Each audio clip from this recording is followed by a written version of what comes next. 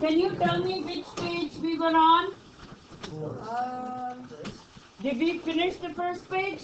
Yeah, we stopped at this. So we're on. So we finished the second page also. Yeah. So we talked about the spectrum for hydrogen and for boron. We said even though they have the same colors, not all of the colors are same. A few of them are same, but they differ in their wavelength. Is that right? And then we could say that the shortest wavelength was red. The shortest wavelength is violet. The longest wavelength is red. Is that right? That's the workroom address and workroom. Don't get distracted. All right. Now, which color of light has most energy? Are we on page 3? So, violet has most energy and the red will have least energy. We finished this page also? Yes. All right. So did we talk about the spectral lines being like fingerprints for a human being? All right. Did we talk about this one? Yes. Did I tell you that as you move away from the nucleus, the energy increases? You're aware of that. The more closer it is to the nucleus, the lesser energy it has. Did I show this as a demo? Yeah. Does it take me more energy to pull myself away from the nucleus? All right. So, we talked, did I go over this? Yes. No. Yeah. Okay, can one student please read what is written up here about Niels Bohr?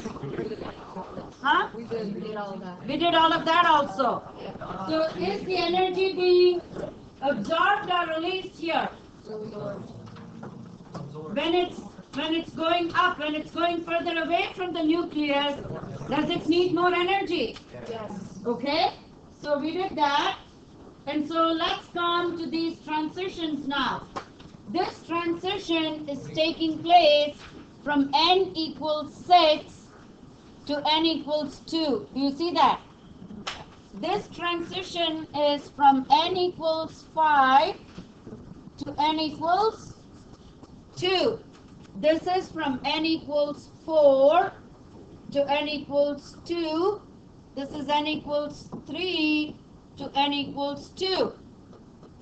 Now, this is really well drawn because do you see that this is a higher energy transition? When it's a higher energy transition, when the energy is more, the frequency is more. Yes or no? When the frequency is more, the wavelength is shorter. Do you see that the wavelength is shorter here? Do you see that? And do you see that this is low energy? The wavelength is longer and the frequency is lesser? Do you see that? I think it's been drawn really well here. All right? So moving on, label this picture and list the corresponding color of light emitted. So this is for hydrogen. Please note that it is only coming down to energy level 2 in each case. What are the different colored lights given out by hydrogen? If you turn to this page, there is red, there is blue-green, there is blue-violet and violet. So this will be red. Do you agree? This is the lowest. So this will be what? This will be blue-green. This will be blue-violet. And that will be violet. Yes or no? Yes. That's what releases color. All right? So how does matter produce color? The electrons. So then the question comes, we also become slightly hot. So the body temperature has to remain constant for us to be functional. So we really don't change much in temperature. But anything that's made of metals, I can make this really hot.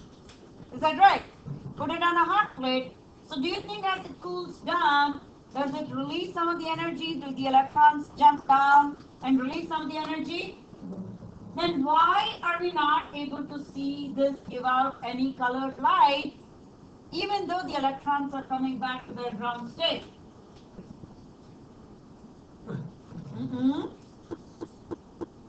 When will you be able to see colored light? When it's in the visible region of the spectrum. So in this case, the transition is taking place if you heat it and cool it. But we are not able to see that light because our brain cannot sense that wavelength. Or rather, when it hits our eye, the signal is not received to be translated to the brain and converted into a message for us. Does that make sense? So we can only see certain colors, and we only like those objects for which we can see color. All right? And I'll show you, I'll do a few demos today. All right? Now, so the electron transition, in this case, it's coming down. Does it absorb or release? It releases the energy. It moves from higher energy state to lower energy state. Is light absorbed or released? It is released.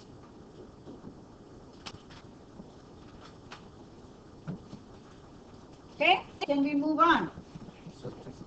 All right. So label the remaining drawings in model 2 with the electron transitions that are occurring. The wavelengths and the corresponding colors as given in example A in model 3. See model 2 in order to identify the color of the spectral lines produced in each of the hydrogen atom electron transition. Used colored pencils to trace the light wave in each of the 4 pictures with the appropriate color. I don't know if you want to do it, you can do it. Which of the electron transition involves most energy? N equals 6 to N equals 2 involves most energy. Explain why this transition involves most energy based on your understanding of the attractive force between electrons and protons in an atom. Yes, Emma. Because it takes more energy to just stay away from the nucleus than it does to be near it. And in the process, as it's coming closer, it releases all the extra energy that it had before. Is that right?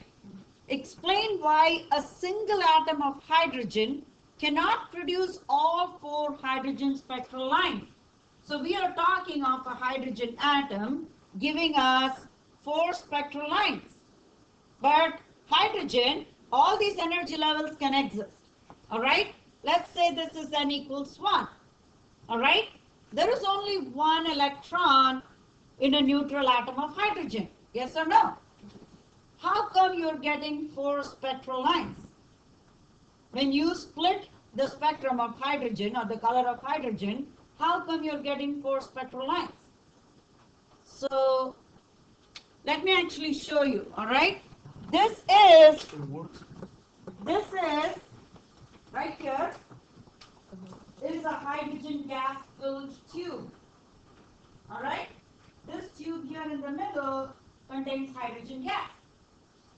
So what am I using? I'm using electrical energy to excite this gas. Now it glows. This is your neon signal outside on your window. So if you actually split it into its spectral colors, all right? If you want to split it, if you look through the spectroscope on the side, you'll actually see the spectral lines. You'll see 4 nice, beautiful spectral lines. There is only 1 electron. It can increase in energy and jump down once, right? How come you're able to see 4 spectral lines? Does this gas tube contain only 1 atom of hydrogen? Or how much do you think it contains? It contains a lot. So in each one of those atoms, the electron is absorbing energy and coming down. Right?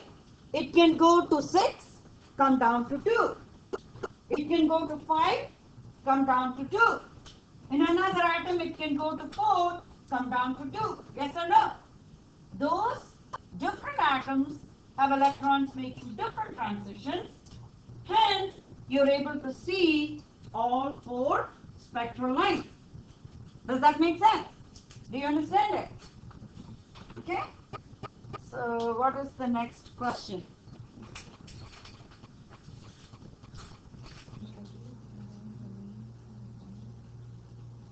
Why cannot? Because each hydrogen atom has only one electron. But then because we see all four colors, because the discharge tube contains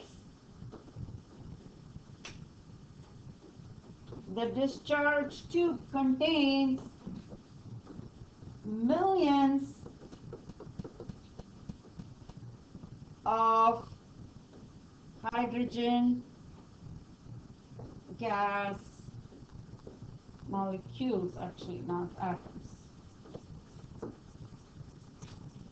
All right? Are we good? Do we understand this? So what is the next page? So the hydrogen spectral lines in model 2 are only the wavelengths of light that are in the visible region and therefore are seen by the naked eye. So guys, please remember when we are drawing the hydrogen atom, all right? So all our transitions in hydrogen atom, say this is n equals 1, n equals 2, n equals 3, and n equals 4, and so on. All my transitions that went to n is equal to 2, or let's say this is n is equal to 2, all right? I was able to see, was therefore seen because they are in the which region of the spectrum? Visible region. However, many other wavelengths can be detected with special equipment. Propose a hydrogen electron transition that involves light with a wavelength in the ultraviolet region. So if it is to be in the ultraviolet region, should you have the energy of the wave be higher or lower than the visible region? Ultraviolet is higher. Therefore, the energy should be higher. In which case, when it's coming down, to which energy level do you think it should transition for it to be longer? First one. So if it transitions to n equals 1, then it is longer. And therefore it releases more energy, which will now fall in the ultraviolet region.